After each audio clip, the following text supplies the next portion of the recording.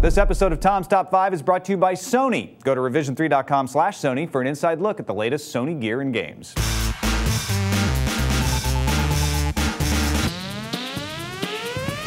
Welcome to Tom's Top 5, where each time we meet, we count down another hot list. I'm Tom Merritt. Tech CEOs say a lot of things. Sometimes they bounce around and, yo, developers, developers, developers. Sometimes they very coyly say they don't see the value in a product line like handheld video players or phones, only to come out with them a year later. Or more often than not, they tout their products as the best, even if they don't sell the most. That's understandable.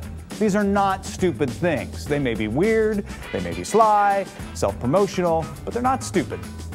The following are stupid. In fact, they're the top 5 stupidest things we've heard tech bigwigs say. Let's count them down. At number 5, Ed Colligan, former president of Palm. Remember Palm? In 2006, the San Jose Mercury News asked Ed what he thought of the iPhone. He said, "We've learned and struggled for a few years here figuring out how to make a decent phone. PC guys are not gonna just figure this out. They're not gonna just walk in." You know what, Ed? They did. Plus, what makes it really stupid is that Palm's newest phone at the time ran Windows Mobile, which was made by PC guys.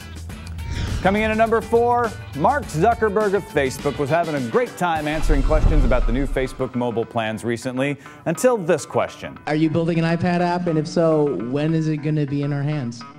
iPad's not mobile. Next question. Oh! It's not mobile. It's a computer. That's like different thing. I think Apple would disagree with you. Well, sorry. Now, Mark meant to say that they were only there to talk about phone apps, not tablets, but instead, he wrote everyone's headline. Up to number 3, Eric Schmidt of Google makes a joke about how to protect yourself from Google Street View while talking to CNN this past October. So for example, Street View, we drive exactly once, so you can just move, right? Oh, Eric, you with your jokes. Like when you joked about how if we're not doing anything wrong, we have nothing to hide, or people just want Google to tell them what to do next. You are joking, right? Sliding in at number 2, Michael Dell gives Steve Jobs advice about Apple. In 1997, after Steve Jobs had just taken over as interim CEO at Apple, Michael Dell told a crowd at an IT conference, "What would I do? I'd shut it down and give the money back to the shareholders." I think the shareholders are fairly pleased that Steve didn't do that. Before we get to number 1, time for a stupid question. Bill Gates says he never said a certain number of K ought to be enough for anyone. But if he did, how much K did the fictional Gates think ought to be enough? Post your answer in the stupid question thread in discussions at revision3.com/Tom's Top 5, and you could win this iPhone 4 pink bumper. Hold it any way you want in pink style.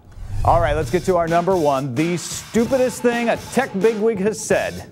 At number 1, it's Ken Olsen, founder and CEO of Digital Equipment Corporation, who, in 1977, during a talk at a meeting of the World Future Society in Boston, he said he saw no reason for any individual to have a computer in his home. A statement that was publicized quite widely when Time magazine repeated it. Now see, Olsen sold personal computers at the time, and he spent decades trying to explain that he meant mainframe computers, not personal computers. But that's kind of what makes it so stupid. Let me be clear, I don't think Ken Olsen is stupid, and I think I've probably said stupider stuff myself. But for the CEO of the number 2 personal computer maker at the time to miss the nuance was our number 1. Well, that's it for this edition of Top 5. This week we're sponsored by Sony. Our friend Anthony Carboni worked with them to put together a little segment for our show. Check out this segment on the Sony Google TV, and I'll see you next time.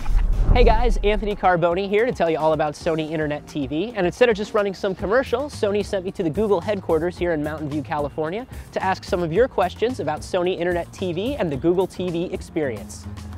So I'm here with Peter Sherman from the Google TV product team. Thanks for joining us. My pleasure. So I've heard a lot of conflicting reports about networks, things like NBC, Hulu, stuff like that. But I've heard you can and you can't get them on Google TV. What's going on there? You can definitely get CBS and access to any TV channel on your Google TV. It's true that some of the networks have blocked access to their websites. And so we're in constant discussions with these guys, trying to explain how this affects their models and trying to remedy the situation. There are specific apps available as well. Can you talk a little bit about how those work? Because the operating system is built on Android, we can run any Android phone app on your television. We are waiting to launch the Android market until 2011 because there are some pretty big differences between your phone and your TV. So that's what we're kind of working on right now, is to find out what ports a phone app to the television. You know, a lot of people kind of wait for, I'm going to get the second generation, I'm going to get the update. Yep. I mean, do you have to wait to get Google TV? Because this is web-based, we can constantly update it. You send the firmware update over the web. So you bought this on the first day. 3 years' time, somebody buys a brand new Google TV, the operating system will be exactly the same. And that's just some of what we talked about. To watch the entire interview with Peter and find out more about Sony Internet TV with Google TV, head to revision3.com/Sony.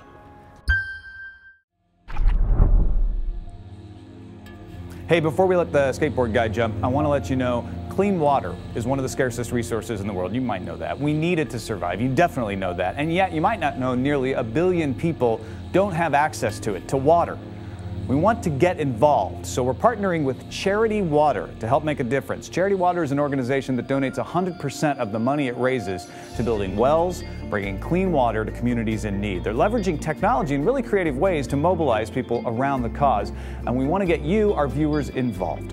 Each show on Revision 3 is reaching out to our viewers to raise money to build wells. Now, it takes $5,000 to build a well that can provide clean water to an entire village, so we need your help to make a difference. Go to revision3.com/charitywater to learn more and get involved for the cause.